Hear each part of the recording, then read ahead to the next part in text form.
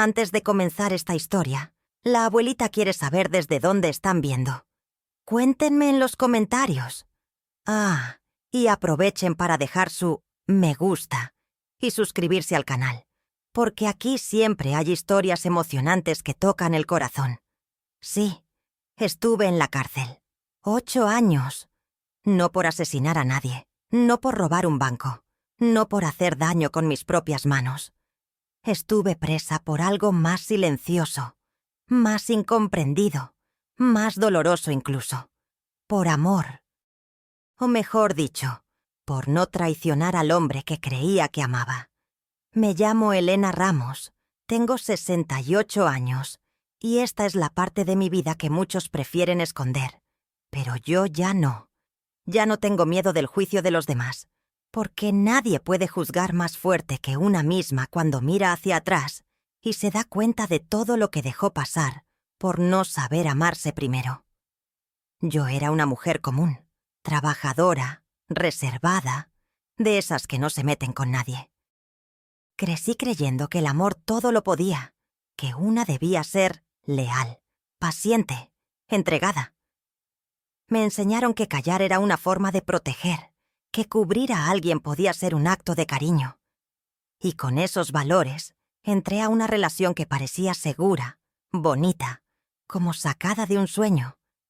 Pero el sueño se volvió jaula, y cuando quise reaccionar, ya era tarde. El hombre al que defendí, al que le confié todo, me dejó sola frente a un tribunal. No apareció, no me defendió. No dijo una sola palabra. Me miraron a mí. Me preguntaron cosas. Y yo, por amor, por miedo, por costumbre, decidí callar. Ese silencio me costó 8 años de mi vida. A veces me preguntan si me arrepiento. Y sí, claro que sí. Me arrepiento de no haberme elegido a tiempo, de haber pensado que amar a alguien más valía más que protegerme a mí misma. Pero también entiendo por qué lo hice. Porque muchas mujeres como yo lo hacen. Porque nos enseñaron mal. Porque confundimos lealtad con sumisión, amor con sacrificio, silencio con fortaleza. Yo callé pensando que estaba siendo valiente, pero estaba siendo prisionera desde mucho antes de que me pusieran un uniforme gris y me asignaran una celda. La cárcel fue dura, no lo voy a negar. Pero lo peor no fueron los barrotes, ni el frío, ni la comida insípida. Lo peor fue tener que convivir con mi conciencia cada día. Pensar en todo lo que perdí, en la gente que me dio la espalda, en las oportunidades que desaparecieron. Pero también ahí, en ese silencio forzado, aprendí a escucharme. Aprendí que yo también tenía una voz, que el amor no se mendiga, que una mujer no tiene que arrastrarse por nadie, que si alguien te ama de verdad, no te pone en esa situación.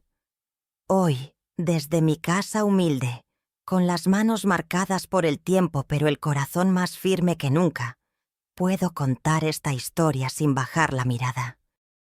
Porque aunque me condenaron por callar, ahora hablo. Y en cada palabra que digo, me libero un poco más.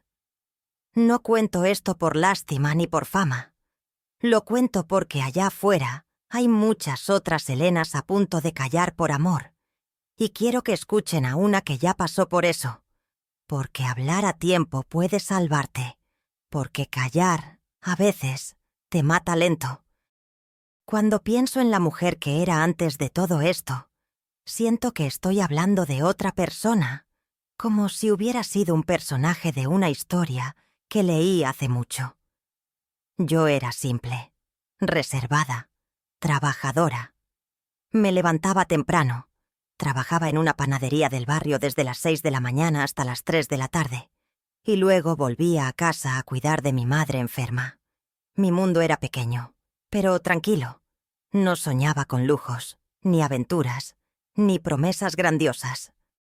Solo quería estar bien, sentirme acompañada, tener a alguien que me dijera «te quiero» y lo dijera en serio.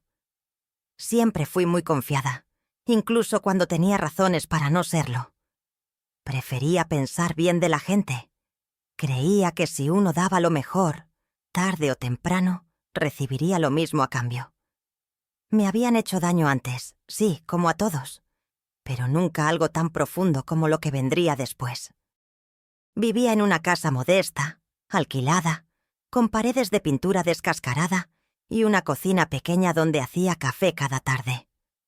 A veces me sentía invisible. Pasaban los años y yo seguía ahí, haciendo lo mismo, viviendo con lo justo, sin grandes cambios. Mis amigas del barrio empezaban a casarse, a tener hijos, y yo seguía sola. No me sentía infeliz, pero sí vacía. No lo decía en voz alta, pero me dolía llegar a casa y no tener a nadie esperándome. Y entonces apareció él, Julián. Alto, seguro, con esa mirada que te hace sentir vista, como si el mundo entero se apagara y solo existieras tú. No fue una conquista rápida, fue lenta, envolvente, como esas canciones que al principio no te gustan tanto, pero después no puedes dejar de escuchar. Con él me sentí especial. Me hacía preguntas, se interesaba por mi día, por mi madre, por mis sueños pequeños. Me decía que yo era diferente, que no entendía cómo alguien como yo podía estar sola. Me hacía reír, me traía flores del mercado, me esperaba en la puerta de la panadería como si fuera la protagonista de una novela. Y yo, después de tantos años de rutina y soledad, caí con fuerza. No tenía muchas historias de amor anteriores, no sabía reconocer las señales, y además no quería reconocerlas. Me hacía bien tener a alguien que me abrazara, que me dijera que todo iba a estar bien, que me hiciera sentir como si, por fin, mi vida tenía algo más que trabajo y responsabilidad. Al principio todo parecía perfecto, demasiado perfecto quizás. Pero en ese momento yo no veía eso. Solo veía a un hombre que me devolvía la ilusión, a alguien que, por fin, me elegía. Si me preguntas ahora quién era yo antes de todo esto, te diría que era una mujer con hambre de amor, una que confundió cariño con redención, una que pensó que el amor podía sanar cualquier cosa, incluso lo que no entendía. Una mujer que solo quería ser mirada con ternura, y terminó atrapada en una historia que le robó 8 años de su vida. Dicen que el amor es ciego, pero en realidad una se tapa los ojos a propósito. No porque no vea, sino porque no quiere aceptar lo que ve. Así fue conmigo y con Julián. Al principio todo era dulzura. Me hablaba con cuidado, me escuchaba, se preocupaba por mí. Pero poco a poco, muy sutilmente, empezaron a pasar cosas que en otro contexto me habrían hecho dudar. Pero yo, enamorada, las barría debajo de la alfombra. Empezó con pequeñas mentiras. Cosas insignificantes, como decir que estaba en un lugar y después enterarme por alguien más que no era cierto. Siempre tenía una explicación convincente, una sonrisa lista, una caricia en la espalda. Y yo, que no quería pelear, que tenía miedo de perderlo, lo dejaba pasar. Después venían los silencios. Días en los que desaparecía y no respondía el teléfono. Cuando volvía, lo hacía con regalos, con palabras bonitas, con excusas que no sonaban del todo creíbles, pero que yo aceptaba. Me decía que tenía negocios importantes, que había cosas que no podía contarme porque no quería meterme en problemas. Y yo, lejos de alejarme, me sentía especial. Pensaba, si no le cuenta a nadie y a mí me lo sugiere, es porque confía en mí. Como si ser parte del misterio fuera una forma de amor. Una vez encontré una bolsa con mucho dinero en su armario. No pregunté. Me miró y solo dijo, para nosotros, para el futuro. Y yo, en vez de alarmarme, me emocioné. Porque nadie había planeado un futuro conmigo antes. Recuerdo una noche en particular. Llegó nervioso, sudado, con la camisa manchada. Dijo que había tenido una discusión con alguien, que no podía entrar en detalles, pero que todo estaba bajo control. Quise preguntarle más, pero no lo hice. Me abrazó tan fuerte esa noche, me dijo tantas veces que me amaba, que preferí no arruinar ese momento con dudas. Así funcionaba nuestra relación. Si algo me incomodaba, él me cubría de afecto hasta que se me pasaba, y yo lo permitía, porque necesitaba sentir que, al menos con él, tenía un lugar, aunque fuera un lugar a oscuras, lleno de secretos y medias verdades. Con el tiempo, empecé a normalizar cosas que no eran normales.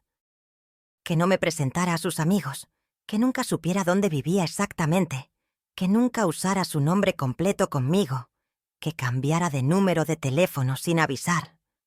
Todo eso, en cualquier otra historia, habría sido una advertencia.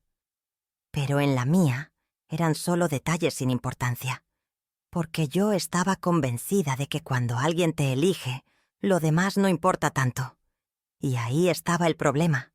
Yo confundí ser elegida con ser amada, y ser amada con soportarlo todo. Si pudiera volver atrás, no me gritaría ni me insultaría. Solo me abrazaría y me diría: abrí los ojos, Elena, no por miedo, sino por amor propio. Pero en ese entonces, yo no conocía el amor propio. Solo conocía el miedo a quedarme sola. Y ese miedo fue más fuerte que todas las señales. Las vi.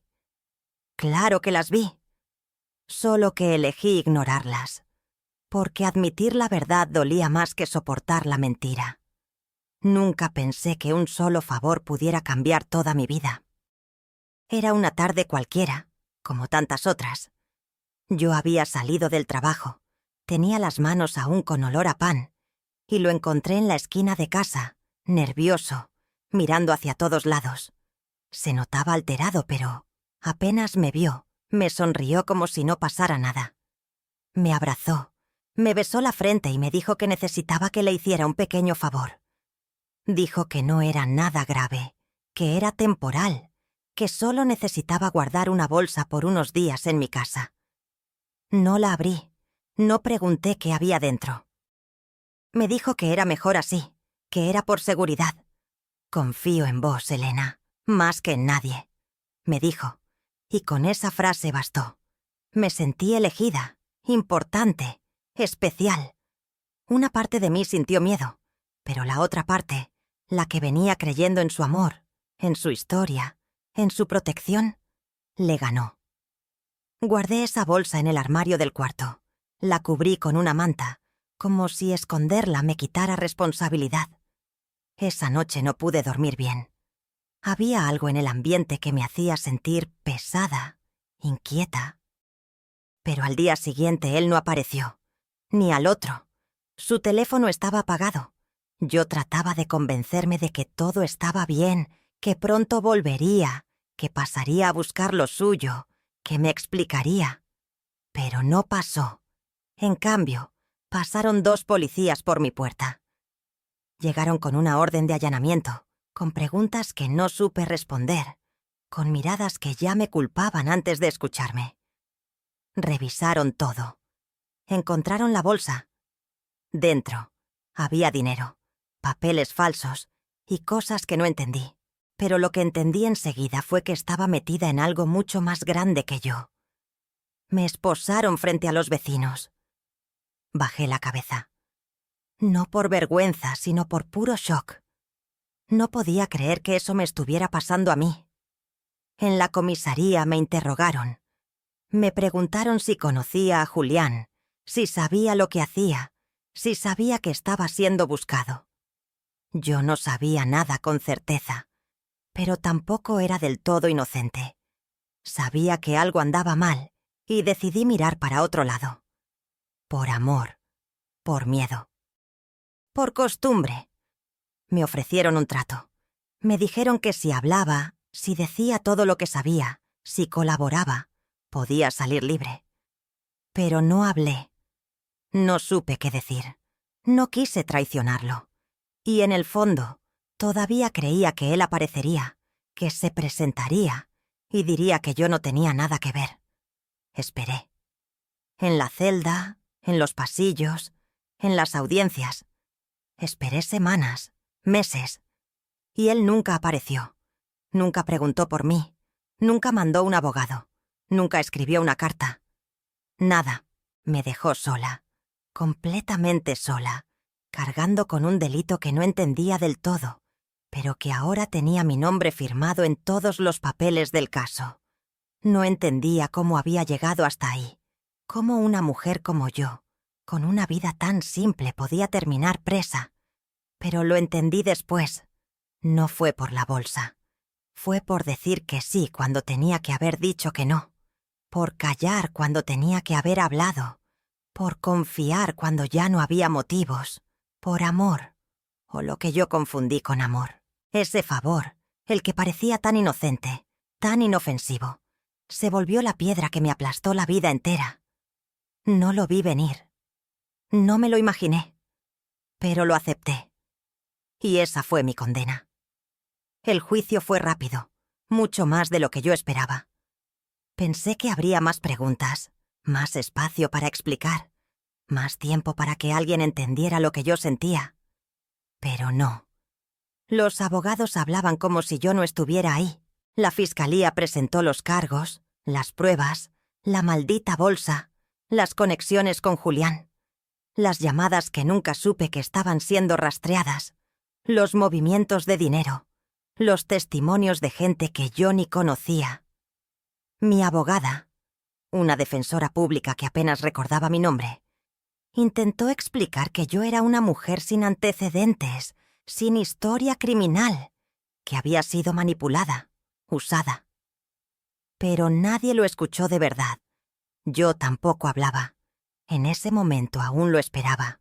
Aún creía contra toda lógica que Julián iba a aparecer, que iba a entrar por esa puerta del tribunal y decir: «Ella no tuvo nada que ver, déjenla ir». Pero no lo hizo. Nunca lo hizo. Me senté ahí, con las manos en el regazo, mirando al suelo. Cada palabra que decían me parecía ajena, como si hablaran de otra mujer. Hasta que el juez pronunció la sentencia. 8 años de prisión efectiva. 8 años. Mi corazón se detuvo por un instante. No lloré. No grité.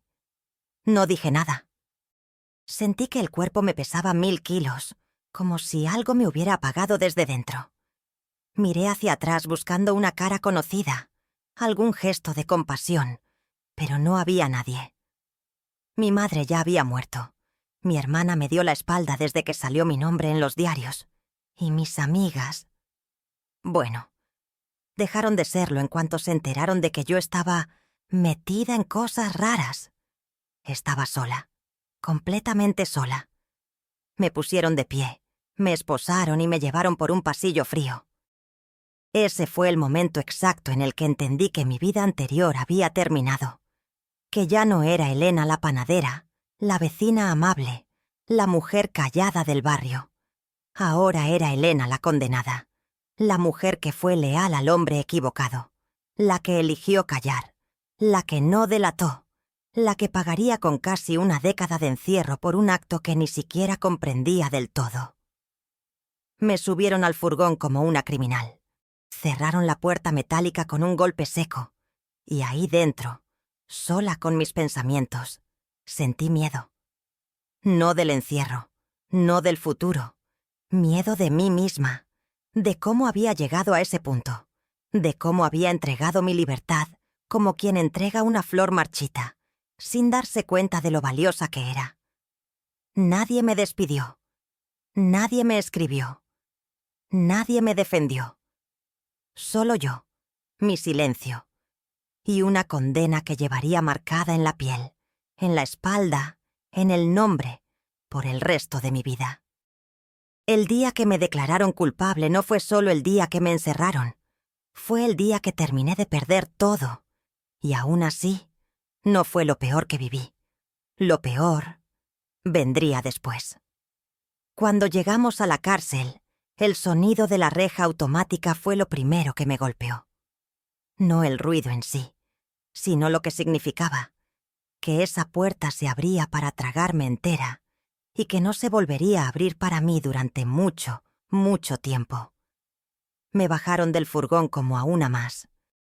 Ya no importaba quién era, qué había hecho o no hecho. Ahí dentro, todas éramos un número, un apellido en un expediente. Me revisaron como si no fuera una persona. Me hicieron quitar la ropa. Me dieron un uniforme gris sin alma, unas sandalias de plástico y una colcha delgada que apenas cubría la vergüenza. Caminé por pasillos fríos, con olor a humedad y a desesperanza. Algunas internas me miraban con indiferencia, otras con curiosidad, y unas pocas con esa mezcla de burla y advertencia que te dice, «Sos nueva», y eso se nota. Me asignaron una celda compartida. La mujer que estaba allí no dijo ni una palabra. Me miró una vez, se giró, y siguió acostada como si yo no existiera. Yo tampoco dije nada. Me senté en la cama que me tocaba. Un catre de metal ruidoso con un colchón sucio y fino como una hoja de papel. Y ahí me quedé, con la mirada clavada en la pared, sintiendo que el tiempo se había detenido. No dormí. Cerré los ojos, pero no descansé.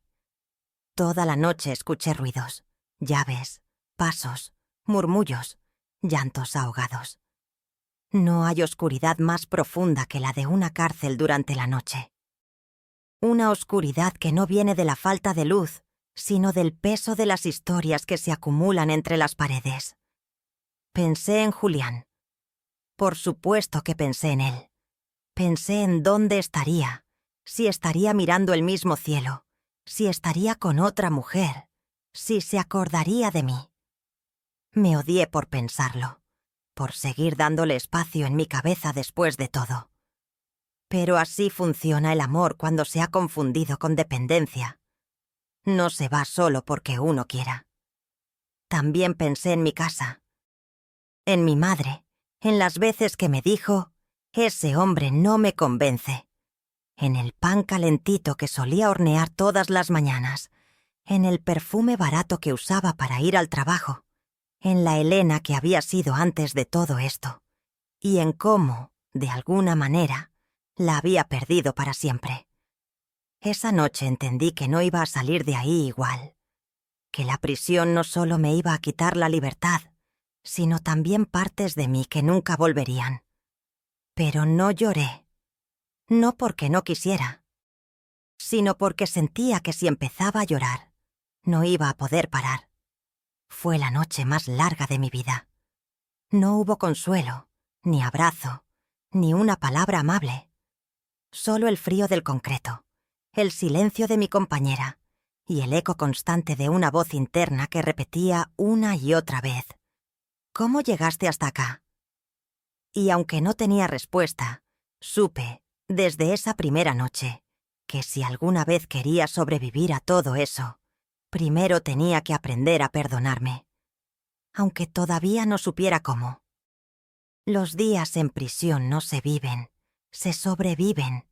Son todos iguales, como copias tristes de un mismo error.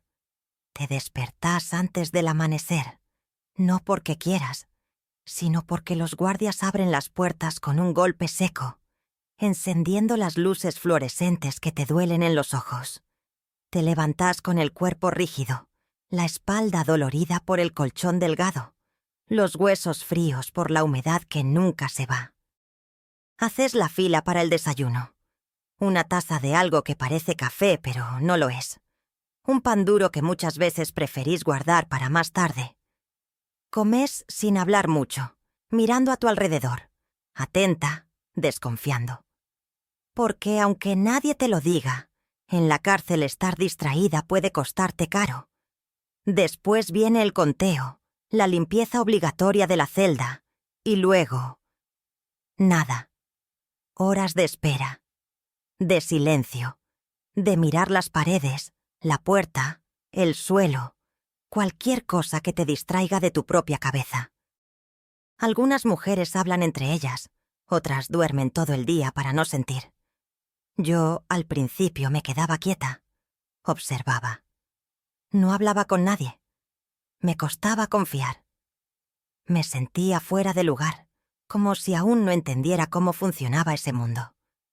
Pero la rutina te moldea, te vuelve parte del sistema sin que te des cuenta.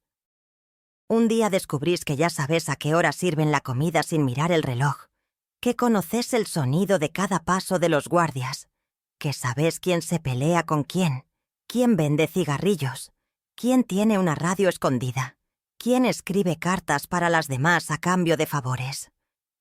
El almuerzo y la cena son igual de insípidos que el desayuno, y entre medio no pasa nada.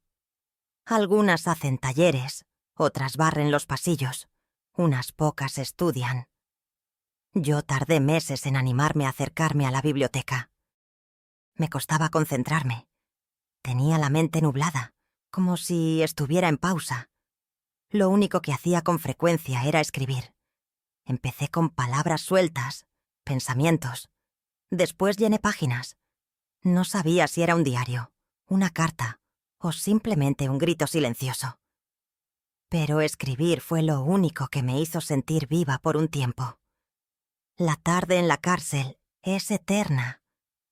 Las sombras llegan lento, y con ellas el miedo. Porque es cuando las emociones estallan, cuando las internas pelean, lloran, extrañan. Yo también extrañaba, pero no a Julián.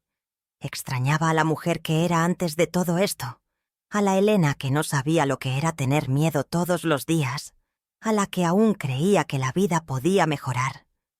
Extrañaba caminar por la calle sin ser observada, tomar un café sin apuro, mirar por la ventana sin barrotes. Cuando cae la noche, todo se enfría. El silencio se vuelve más pesado, como si la cárcel te recordara que el día fue inútil y que mañana será igual. Te acostás temprano, no porque tengas sueño, sino porque no hay nada más que hacer. Cerrás los ojos deseando olvidar, pero en lugar de sueños llegan recuerdos, reproches, voces que te repiten lo que hiciste, lo que no dijiste, lo que perdiste. Y así pasan los días, lentos, repetidos, sin promesas.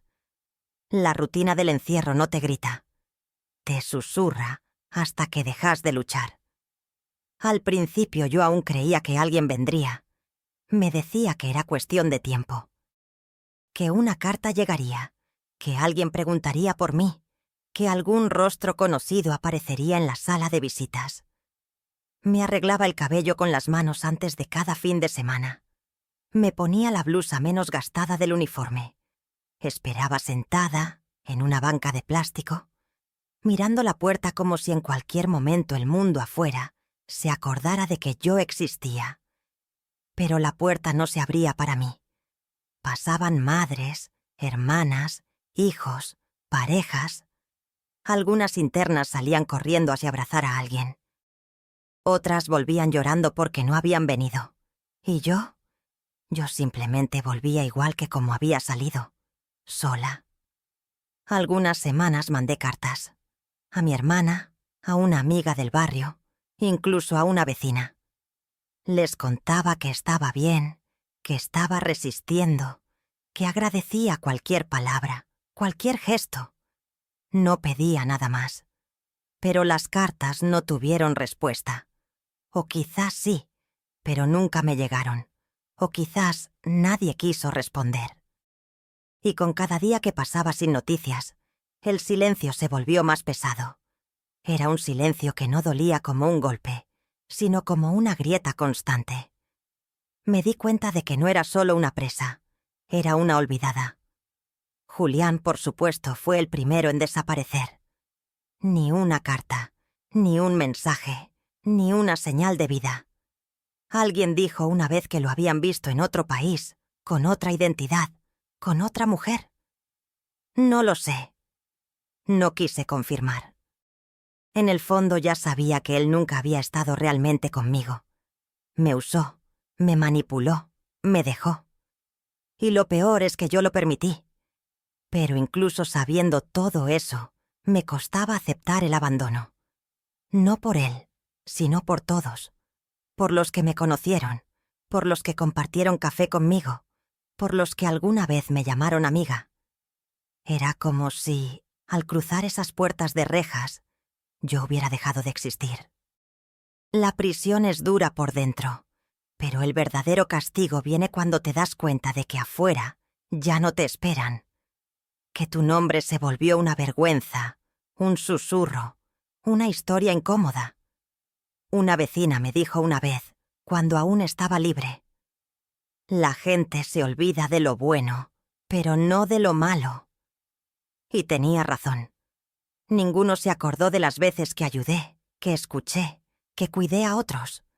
Solo vieron el titular: mujer cómplice de fuga, encubridora de delincuente, 8 años de condena.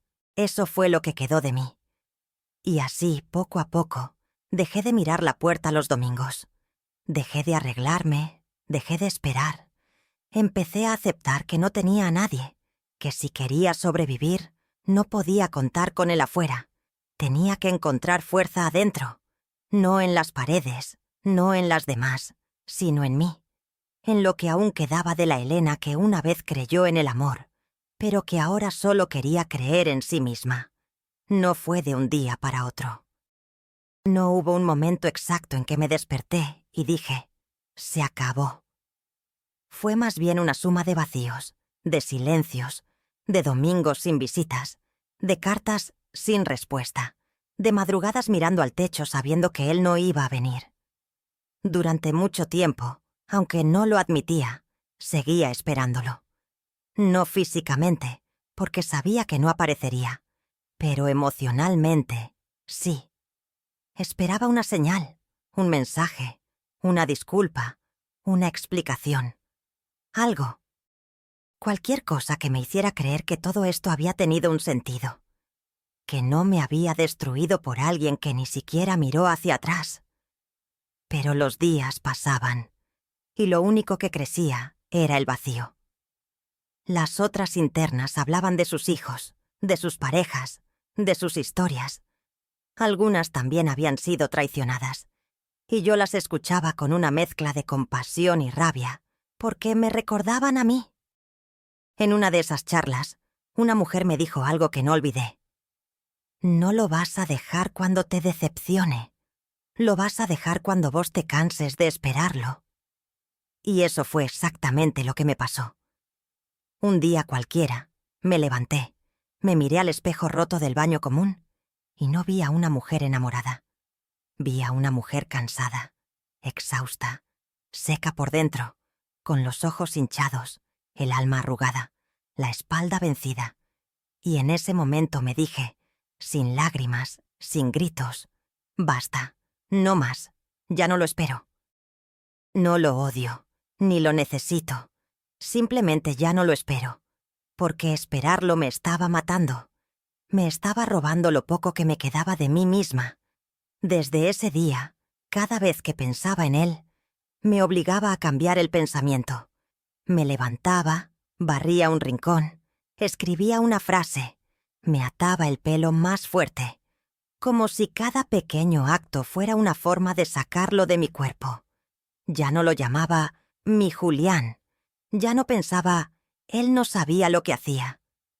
Empecé a nombrarlo por lo que fue: un cobarde, un manipulador, un hombre que me usó y me dejó.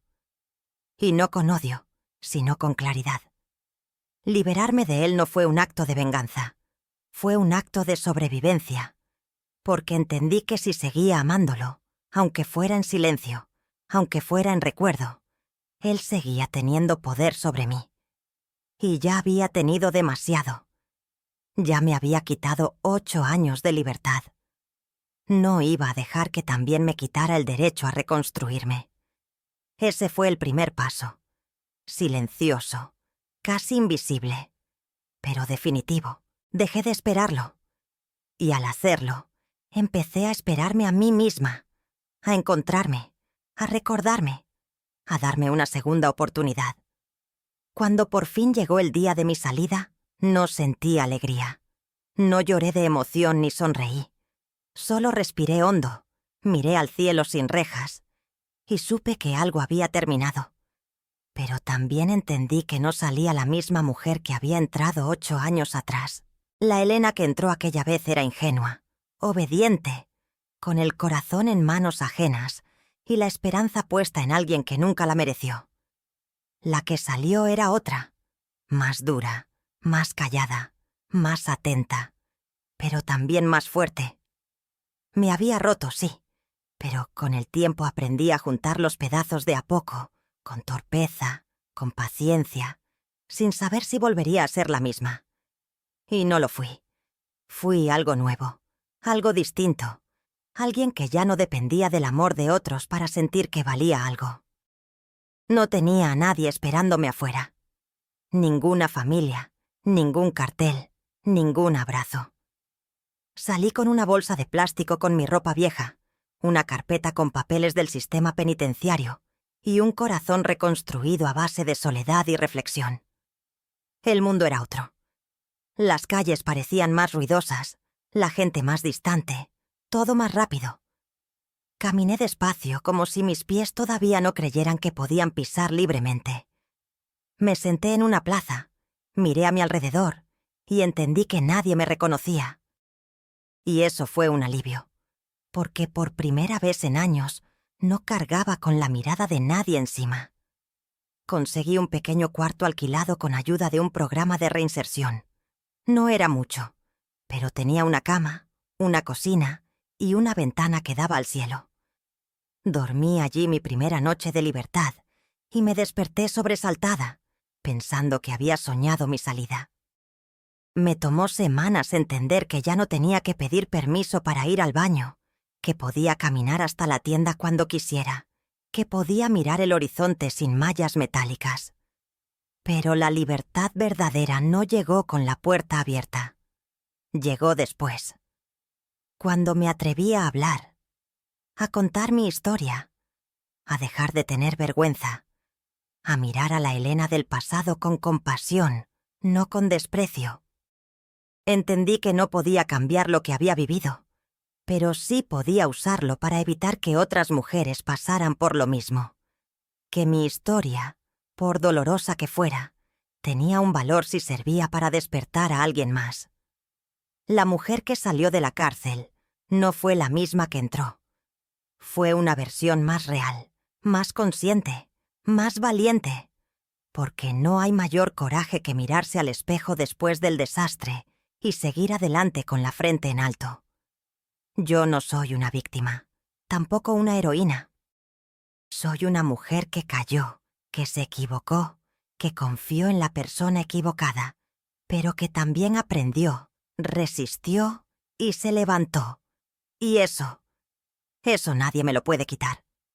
Y así termina otra historia de la abuelita. Espero que les haya gustado, mis queridos. Si esta historia tocó su corazón, no se olviden de dejar un me gusta para que la abuelita sepa que les gustó. Y por supuesto, suscríbanse al canal para no perderse más historias emocionantes como esta. Y cuéntenme en los comentarios. ¿Alguna vez escucharon una historia parecida? A la abuelita le encanta leer los relatos de ustedes.